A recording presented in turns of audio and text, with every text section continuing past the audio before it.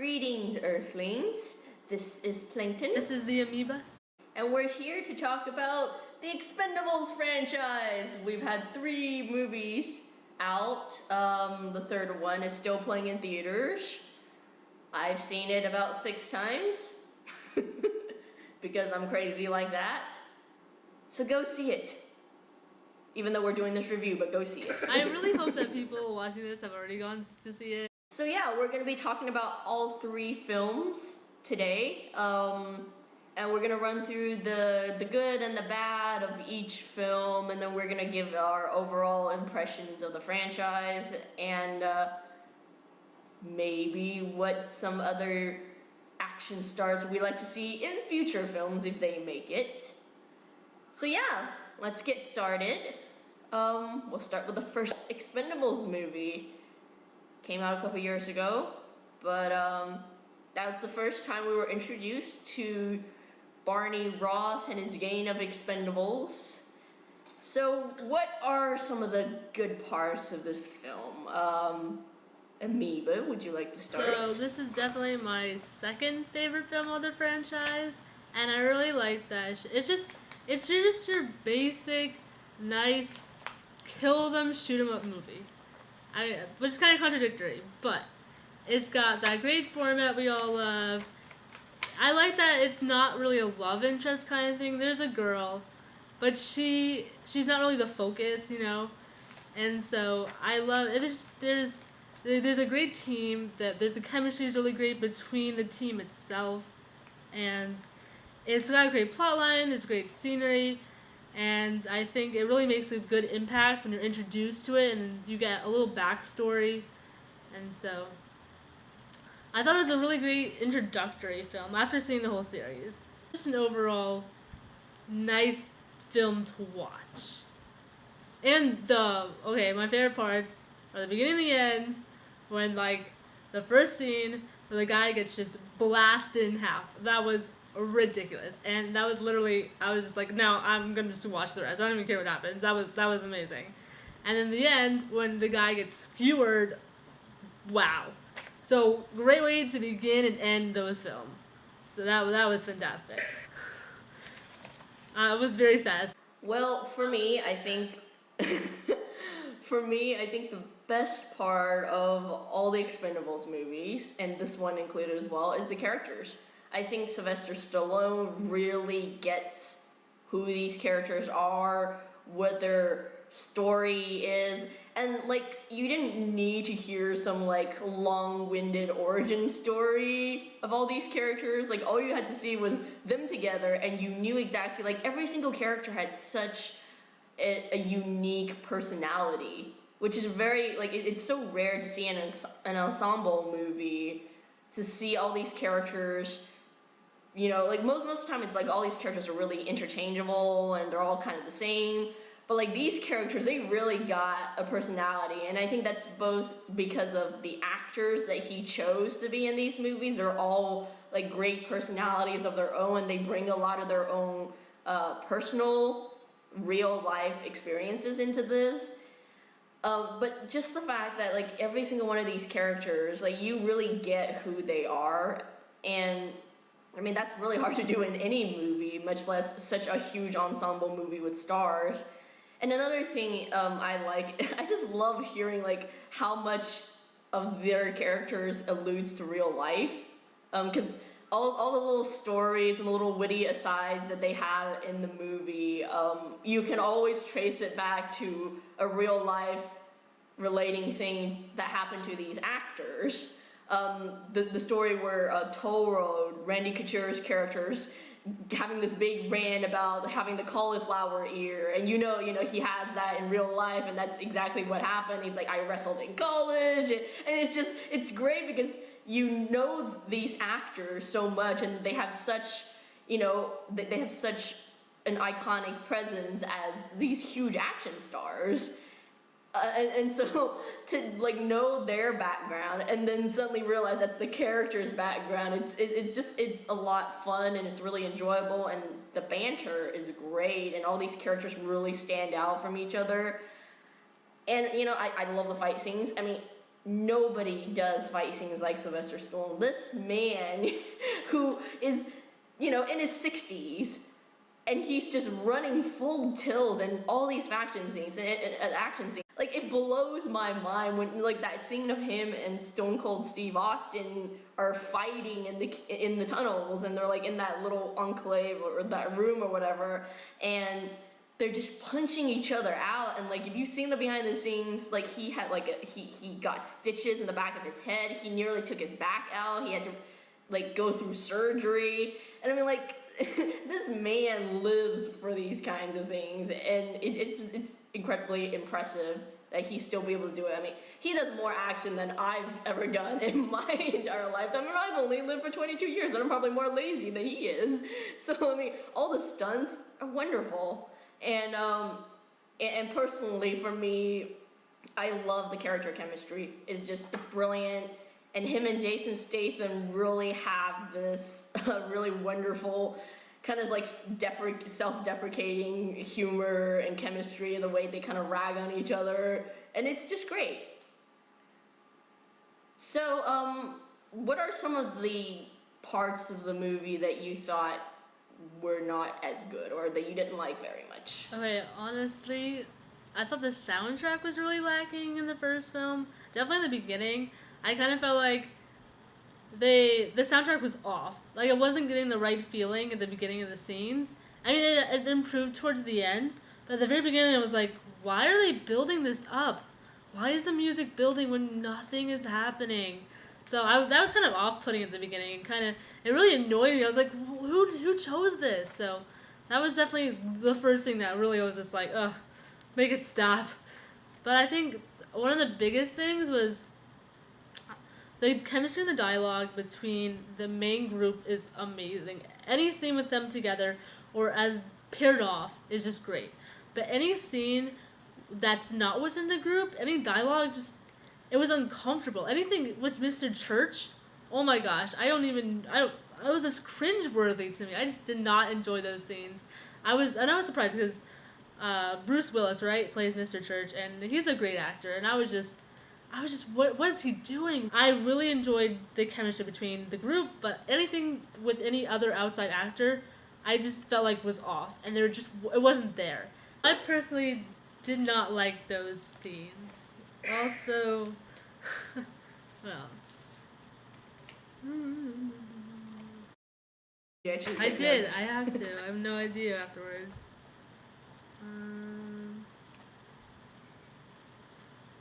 No, that's about it. Those are like the two real things in the first movie that I was like, oh, why? Why did you just do that? So, how about you? What is the Plankton dislike? What is the Plankton dislike about movies with 80s action stars shooting things? Cinematography. I have to say, like, I love everything else about it. Now, I get what you're saying about the Bruce Willis stuff. I mean, some of that is a little awkward, but I think that's what they were kind of going for. They're going for the whole, like, die-hard attitude, because he was really ramping it up.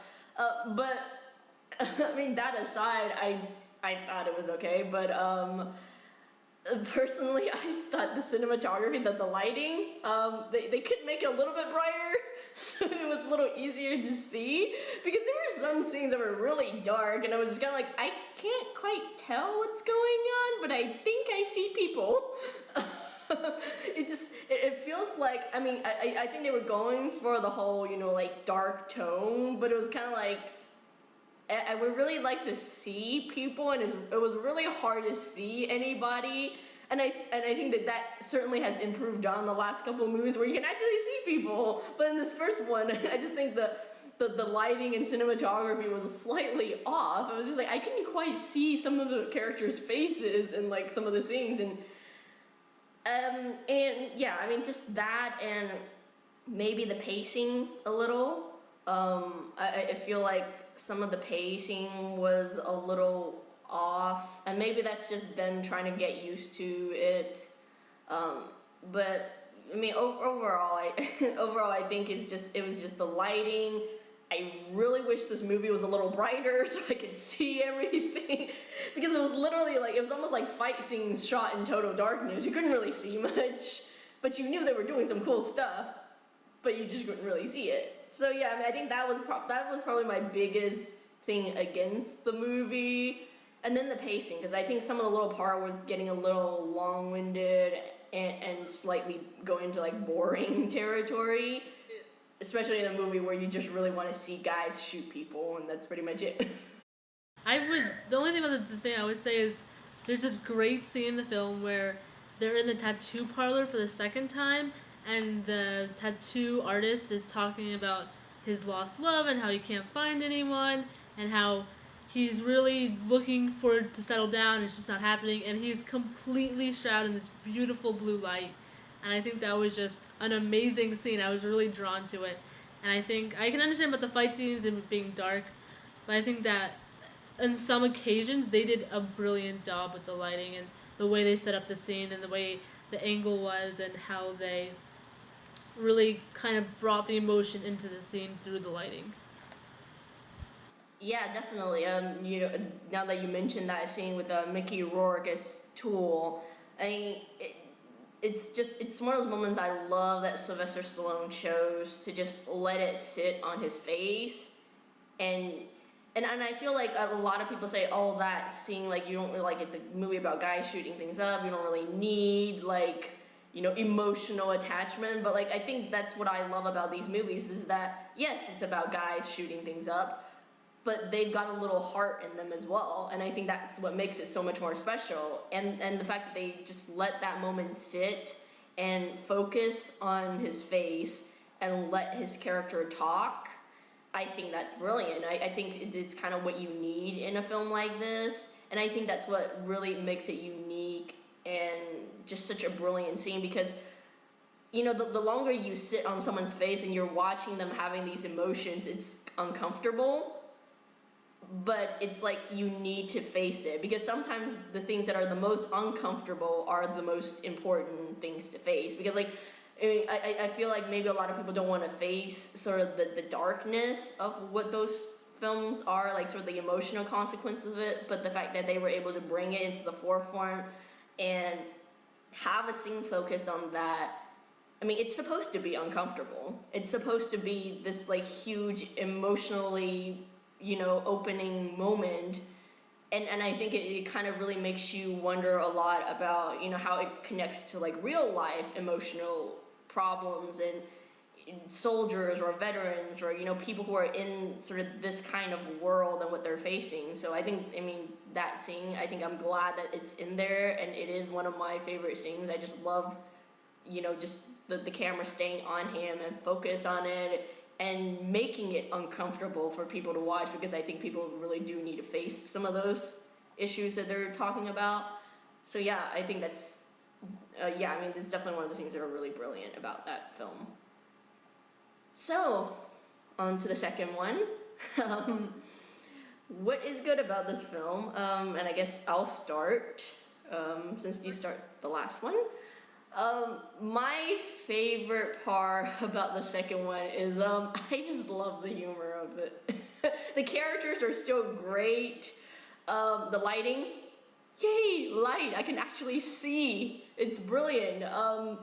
But you know, the character banters are still amazing. Liam Hemsworth, his character I thought was a really great addition. I thought it really moved the story forward a little into, you know, kind of the next stage of that story of them, you know, losing someone who's young, who's got a life that he's looking forward to, and, you know, kind of like the whole unfairness of the good ones die young kind of thing. And I love the humor and the banter. I love more of their jokes. And Chuck Norris's appearance, that was pretty awesome. The fact that it was Chuck Norris delivering a Chuck Norris joke, it was a golden moment. Like, I think there's so many of those moments in this movie. It's like they just kind of like gold mined everything and put it into this movie.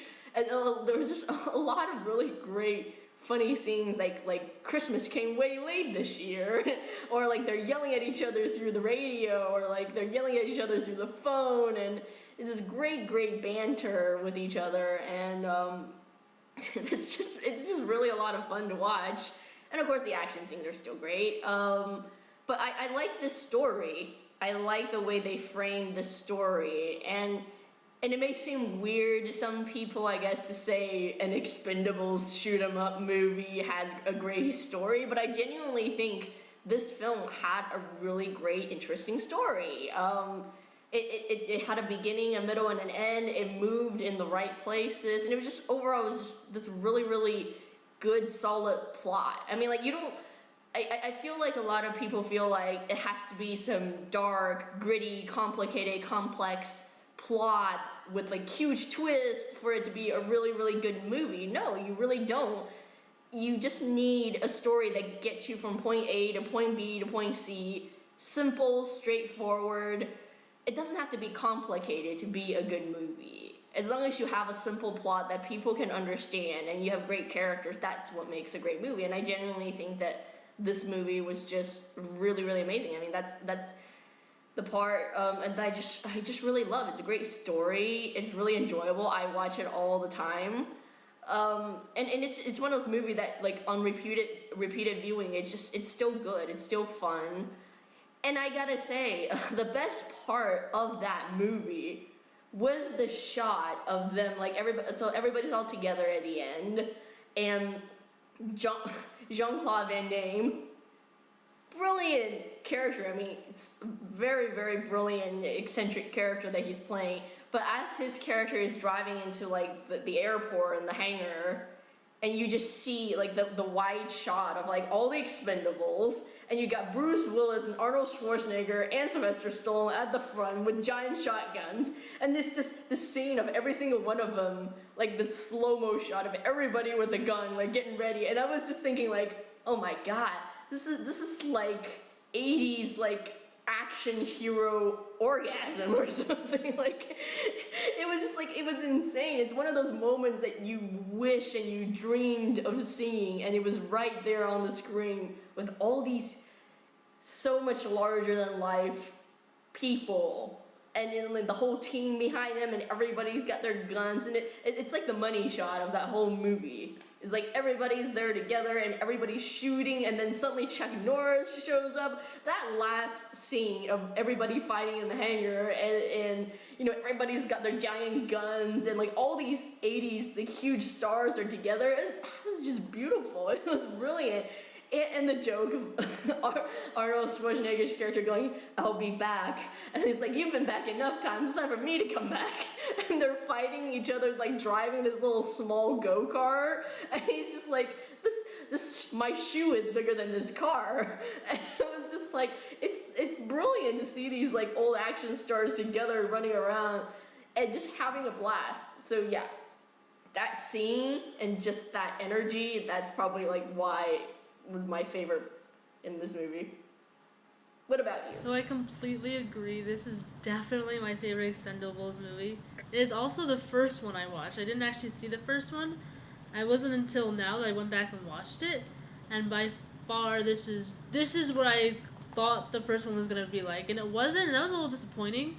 But I can see where that was going. But this one is just everything you would want. It's got the humor. It's, like you said, it was fast-paced. The scene, the location was amazing. The acting was better. The script was better by far. The music was better. And I feel like this movie was kind of what action heroes do after they get old. It was like the middle-aged get-together that everyone was wondering, like, what do you do when you're middle-aged and you're an action hero, you know? And so I thought this was just, like, the guest stars were great, the humor was spot on, and it was just, the violence was just as the same, just as enjoyable, just as intense. I definitely, hands down, loved this movie. And there's nothing that I couldn't say that you already said, and how amazing it was. Was there any downside to this movie, though, that you feel like? Bruce Willis's scarves. What was with that? Oh my gosh. Every time he went on the scene, I was like, dude, take off that scarf. It is not working for you. See, you can tell how great a movie is when your only nitpicking thing is, why are you wearing that scarf? Exactly. There's definitely, I might, I mean, if I really wanted to nitpick, I could, but honestly, I don't think it's worth it at this point. I really think that this was the movie I wanted to see. I think what's my only downside is I wish it was longer. I wish there was more of this movie because it's so much fun watching this movie. It just, the characters are great. I think my only downside is I wish there was a scene between Chuck Norris and Jason Statham. I kind of felt disappointed that he was the only one who didn't get to meet Chuck Norris. The rest is just, this movie was, it's exactly what you want an Expendables movie to be. Everybody's out there, everybody's fighting, and it's just kicking butt together. It's just great. So yeah, my only complaint was I would really have liked to see Jason Statham and Chuck Norris in a scene together. But other than that, it was great. Well, so we're here at the third movie, which we've both seen, and I've seen multiple times. So let's start with what the good parts of this film. If you like to start. Wait, honestly, this is my least favorite out of all of them. I did not in particular enjoy this one, and as you know, while we were watching, I was falling asleep through it, and I tried really hard to pay attention. But I think it allowed the natural progression of where the storyline was going. I thought it was a great end to the film, or well, not the end of the series, but a great end to the triplet, and the fact that you start off with these veteran middle-aged men, and then you introduce one young guy, and you kind of see how he fits in with it all, and now all of a sudden you're introducing all these new people kind of to take over and take their places. And I felt like in the way the progression was and how the story was, it was definitely a full circle moment, because if you remember at the beginning, he was like, don't let this job take you over. You know, everyone in the group is trying to almost get away and almost remorseful of what they've missed because of the job, and they kind of show that. It was always kind of not allowing the job to take over your life and what it was you were lacking because of it. And I think that was a great message, because you don't see that in a lot of these movies. It's all like, yeah, be cool like me, shoot people like me, you know? And in this one, there's a whole other side to it. And when you get over this hump, you see what the other side is like. And I thought that it was great. I loved that idea in his films. And I think that, though I did not particularly like the third film, I did think it went full circle. I did enjoy seeing the younger people, and I did like the nerdiness that was involved and seeing the clashing between the two. I thought that was great. And I do think that the story, like, the script was fine, and the cinematography was fine, and the music was fine, but it really just didn't do it for me. I honestly felt like I was just seeing another movie that had been manufactured 100 times. Well, I'll say that my favorite parts of this movie was I feel like while overall the second movie was probably the best of all this whole entire franchise, I feel like what this movie has is more heart in the story, and I feel like that's kind of the moments of what make this movie kind of stands out to me more than any of the other movies, is that when I think of these characters and sort of their relationship with each other, I feel like the third movie shows that so much more of like what they mean to each other and this little family that they've literally become, and I feel like there's more emotional stake in this film more than the other ones, and I feel like those little moments are really what stands out to me. I mean, the scene of all the team together and they get blown into the water, and then you see the scene of them like trying to save Hail Caesar. I mean, they shot Caesar, and you see the team is freaking out, and I feel like this is the first time you've really seen this team in a position that you've never seen them before, because every other movie, these guys are cool, calm, collected, they run through the bad guys, they don't freak out, but then in that moment when Caesar is possibly dying and they're trying to stop the bleeding, you see the shots on every single one of them, they're freaking out. It's like they've been like kind of stripped bare and like all their vulnerabilities are out in the open. And I feel like, I mean, it's a small scene, but that scene really stayed with me. Just the expressions on their face, because it feels like this is the first time you feel like, oh my God, maybe these guys aren't as invincible heroes as, you know, you think they are. And they're really just human, you know, they're really good at what they do, but they're still just really human. And I feel like Sylvester Stallone definitely got that ingredient right. Just the scene of like all these characters together. And I have to say, probably one of the best parts in any movie that I've seen this year was the scene of it's with the song "Ticking Bomb." The one where you see the older characters, they're trying to live a normal life, and you see Christmas is watching TV and he's like watching some weird cooking show. He's twirling his knife.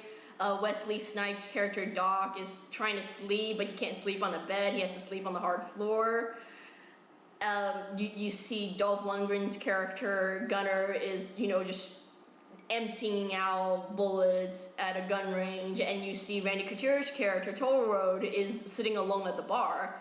And I feel like that scene and the music was so perfect in that scene. Like it nearly made me feel like crying, just because it's really emotional that they didn't have to use any lines or any dialogue. You're just seeing these characters and you know exactly what they're thinking, because they don't know any other life other than being with each other and going out to shoot people. Like, they don't have a normality in their life. They don't know how to do that.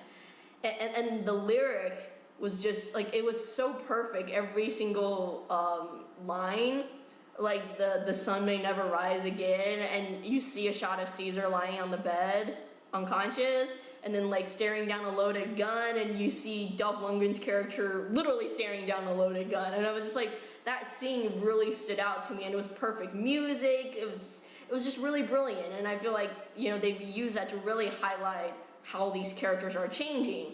And yeah, even though this film, I feel like it's not as strong as the second Expendables film, and I feel like it may be lacking a little bit of that, like, kind of that raw, visceral, bloody charm of the Expendables movies and what they're meant to be. But I feel like this movie had the most of, like, kind of a showing of a character development and a character vulnerability.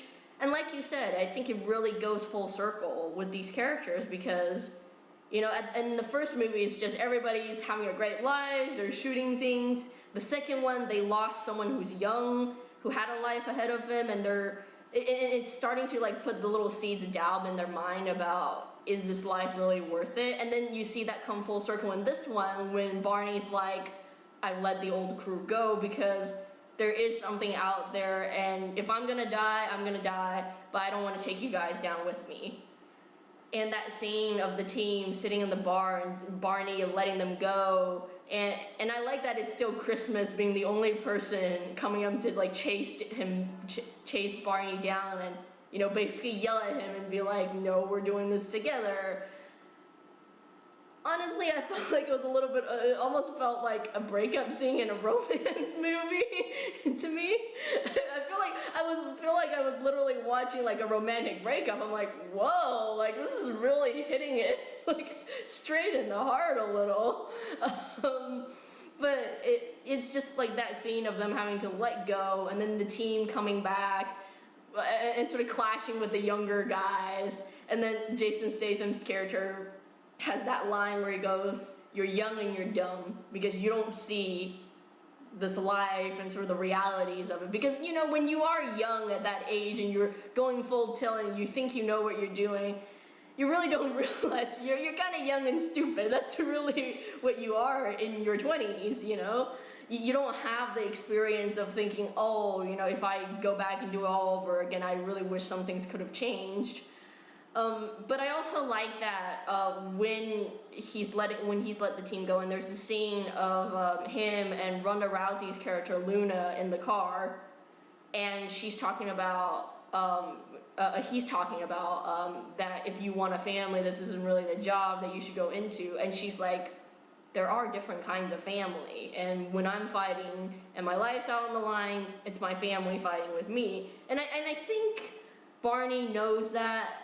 In like deep down, he knows that's his family, but at the same time, I feel like, you know, he doesn't want it to ruin them, and so yeah, it's great. I like the fact that it makes this conflicted like philosophy in this story, and I feel like that's the strongest part. Is the emotional part of this movie is better than all the others. I feel like they've really kind of fleshed out these characters and who they are, and then when you see the team come back.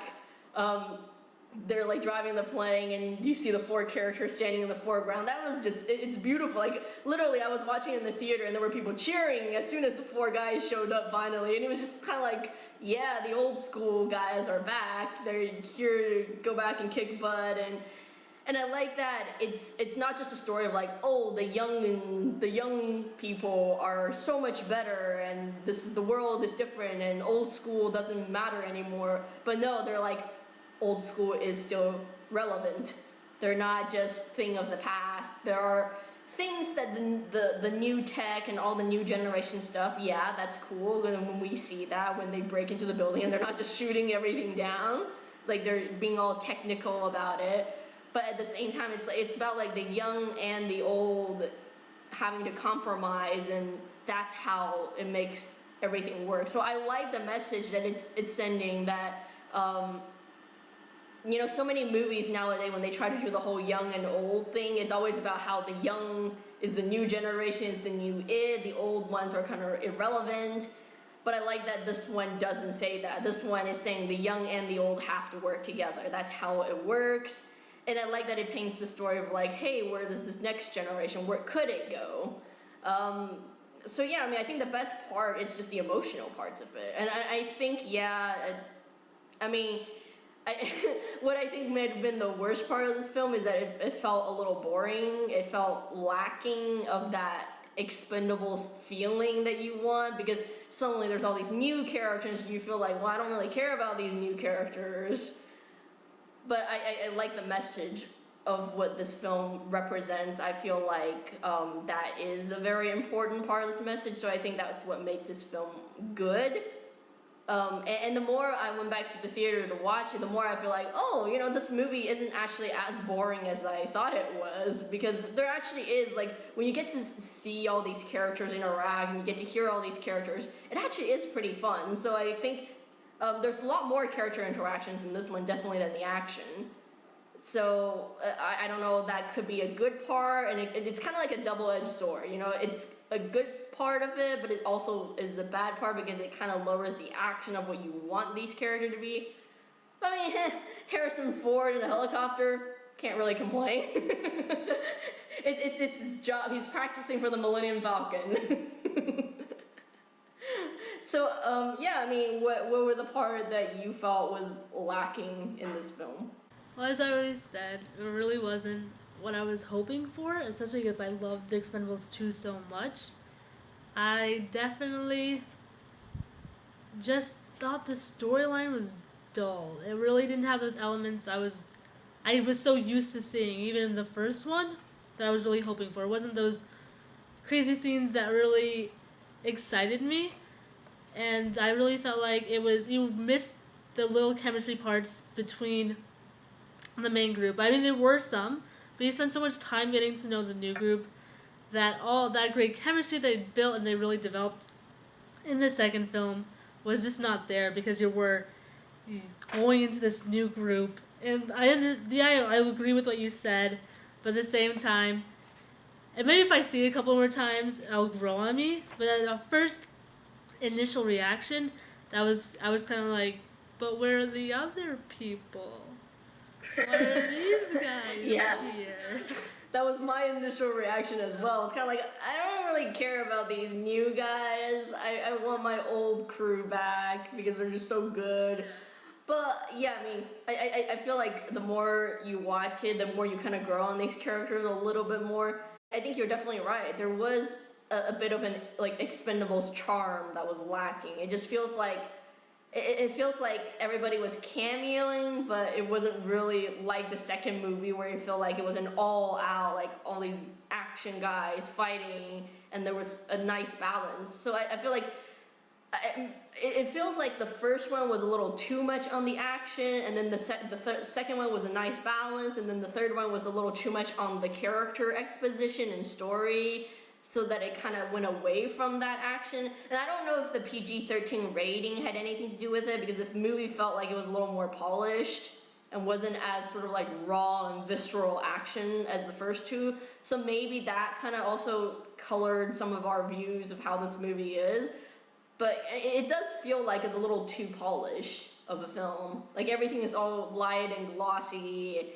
And I mean, the PG-13 rating, I think it was, somebody said it was the most violent PG-13 movie. Because they killed a lot of people, but you didn't see any blood. But yeah, I mean, I feel like there was just some sort of Expendables charm that was a little lacking. I kind of felt like the main characters you were so used to kind of had cameo roles. Like, they were so busy. They're like, okay, well, you know, Sylvester Stallone is like our friend. We've been with him. You know, he's our buddy. We should just pop in for a day and do this, and then pop out and do our other projects. And so it kind of had that cameo feel to it, where he was, hey, I need new people because my friends are so busy. And so he just brought in all these other people. So instead of all my friends are dead, it's all my friends are busy. Yeah. It does feel like the old crew was getting a little bit of a cameo role in it. But I guess on the bright side, I'm okay with watching like Arnold Schwarzenegger smoking next to aviation fluid. That's like, I could probably he could just stand there and smoke cigars for like 10 hours, and I would probably be like, that was a great movie. So I do like that we saw a little bit more of Arnold Schwarzenegger's character Trench. Kind of sad that Bruce Willis is not in this, because I feel like it could have been pretty cool to see him and Harrison Ford and all these guys together. But Harrison Ford, come on! Like when he was in that helicopter bus, he just looked like he was having fun. And I would be remiss if I didn't mention Mel Gibson's performance. I think that the best part of this movie, other than the character stuff, was Mel Gibson's performance. It just looked like he was relishing and really digging into this role and be like, let's play the most evil and lunatic, crazy character I could ever bring myself to do. I mean, this is how you can tell if someone's an action star or if someone's an actor. And Mel Gibson, just that performance that he had in the car when it's just him and Barney and the younger kids, and he's talking about how you betrayed me, and he's going on this monologue.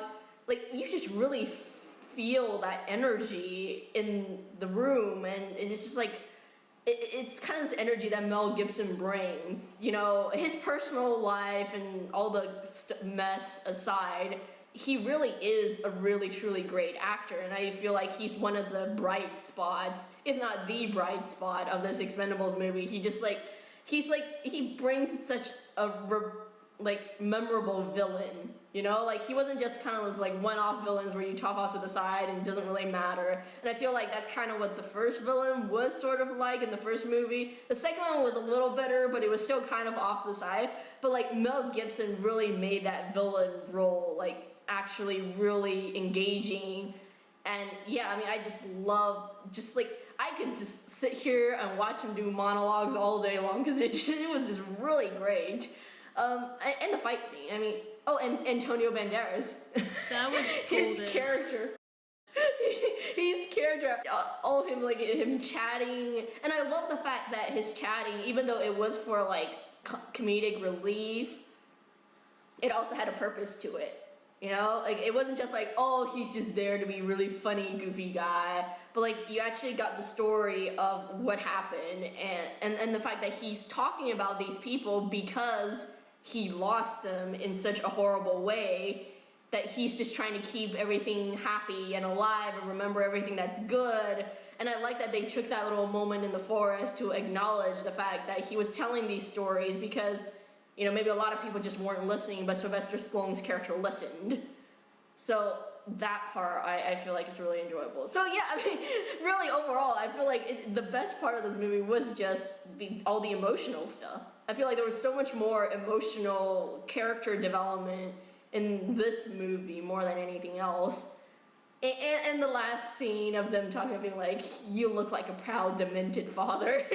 And just like, and the kids singing karaoke, the whole song, the thing about old man, look at my life. And I was just like, aw, man. Like, that just feels really, like, it was really in the moment.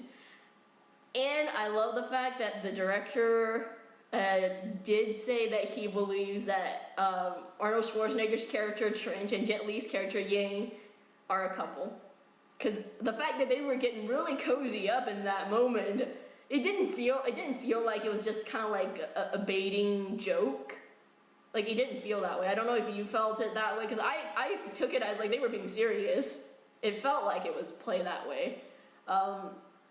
But I like that they were kind of cozying up to each other, and I love the fact that the director came out and said that's what he believes. He believes that they're a couple. So, yay for the most, you know, macho, manly, testosterone-filled action franchise to actually have a badass gay couple. I'm totally down for it.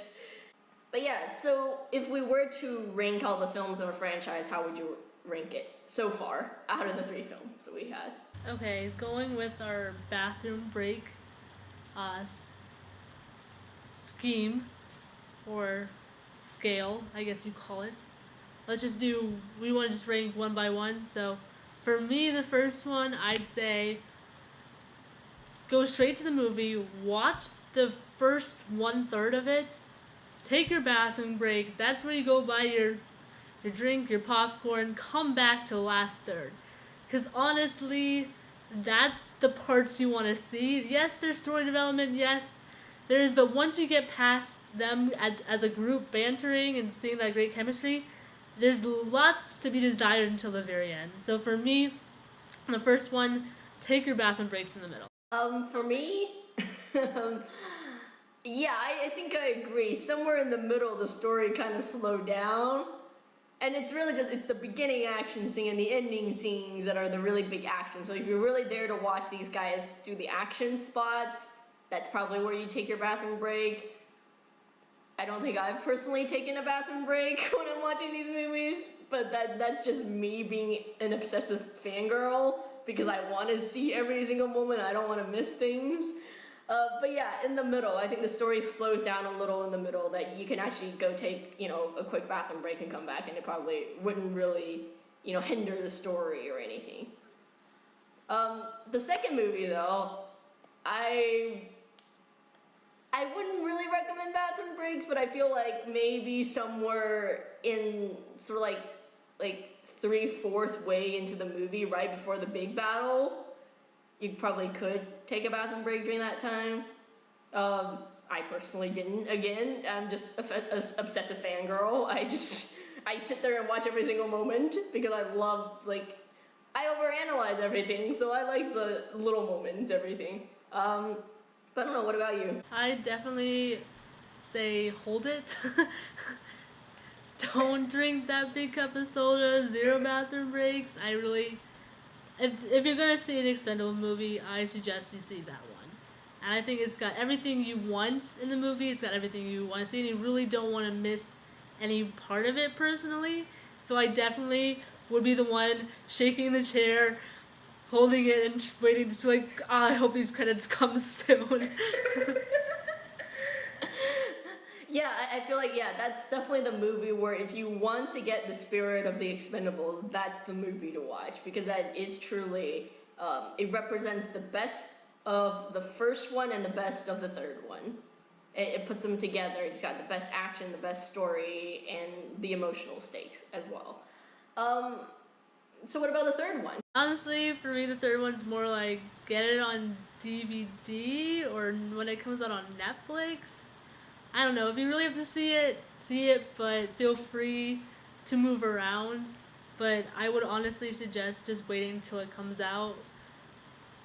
It's not worth it, guys. Just rent it. Do people rent anymore?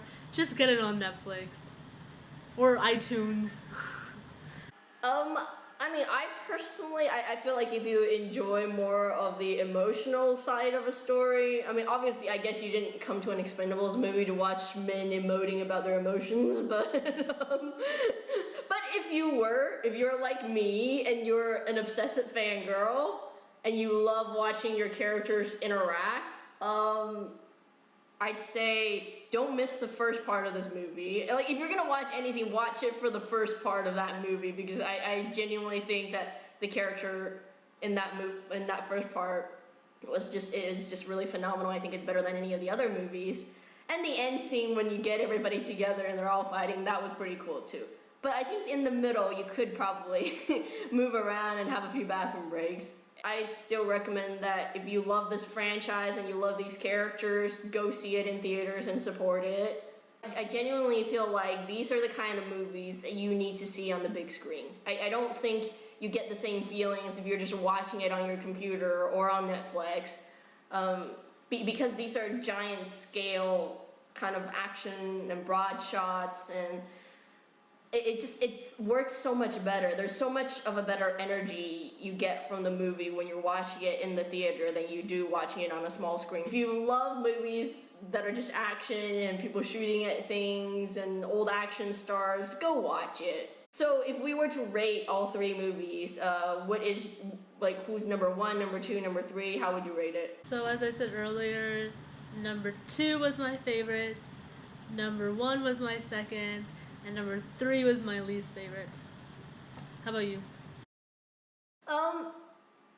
Second one is definitely, I think, overall the best film. So I think that's at number 1 for me. I'd actually put the third one at number 2 because I feel like I love the emotional aspect of it. And so personally for me, those scenes really stand out to me. The first one, I think it's gonna be the last for me. And that's not to knock that it's not a good, enjoyable movie, but I feel like it's missing a little bit of that heart element. There is some of that heart element, but I feel like it's just generally, it's an introduction story. There's a lot more of just shooting things and violent things. And the cinematography, which is just really dark and it makes it really hard to see. So yeah, I think Expendables 2, number 1, Expendables 3 is my second, and Expendables 1 is the third for me. Talked about doing more movies. I know this movie didn't do as well in the box office as they hoped. Hopefully they will still make some money and they will continue to make a fourth one. I mean, I personally I would just like to see more of these Expendables movies in general, just because I love this franchise and I love these characters. But if you were to bring more actors into Expendables 4, who would you like to see in any of the future movies? Who would I like? Like, which action star you would like to see in the movie, either playing a team member or a villain? Oh, Sean Bean. As a villain. Oh my god, wouldn't that be brilliant? Just think about that. How awesome. Sean Bean is gonna die again. I would like to see Jackie Chan. I feel like out of all the people, Jackie Chan would be a great fit. Just see him and Antonio Banderas like climbing up on things together. That would be amazing. And you know, Jackie Chan's one of the few people out there who also is such like a realistic stunt worker. So I feel like he and Sylvester Stallone share the same mentality when it comes to doing practical effects in movies and not just CGI everything. And you know, like, these guys really go toe to toe when it comes to stunt work. Like, they'll toss people around and everything becomes a mess. So I think, yeah, personally, I would really like to see Jackie Chan in this movie. What else? Sean Connery, if they can get Sean Connery to do it. Pierce Brosnan too. I think Pierce Brosnan's a great action man. And they're also talking about doing an Expendables movie with an all-female cast. I like that there's like an Expendables, Expendables. Maybe there's gonna be a next movie called Expendababies. I feel like that's the next generation. So who do we like to see, the female action stars? We know Sylvester Stallone's talking about Sigourney Weaver. I agree with that. But which star, like older star and younger action stars that we have so far? Definitely Uma Thurman from the Kill Bill franchise would be brilliant for this. And also, I think Angelina Jolie has proven herself in action films. Well, I'd like to see Helen Mirren. I feel like if Helen Mirren and Sigourney Weaver would be a great thing. If they can get Judi Dench to do it, I would totally go for her as well. Other than that, Lucy Lawless, Katie Sackhoff from Battlestar Galactica, I feel like would fit in there really well. Lena Headey from the Sarah Connor Chronicles and Game of Thrones, of course. And I also feel like, of course, Lucy Lawless, our Xena, and Mila Jovovich from the Resident Evil franchise, Michelle Rodriguez from Fast and Furious, and all the, like, she's done every single action movie there is. So yeah, this has been our review of the Expendables franchise, Expendables 1, 2, and 3, and we hope that there are more Expendables movies coming along the way. Hopefully an Expendables movie as well. So thank you for watching our video, and be sure to subscribe. Tell us what you think, how you feel about the movies, maybe, you know, some things that we missed discussing. So yeah, thank you so much for watching us. This is the Amoeba. This is the Plankton. Peace out.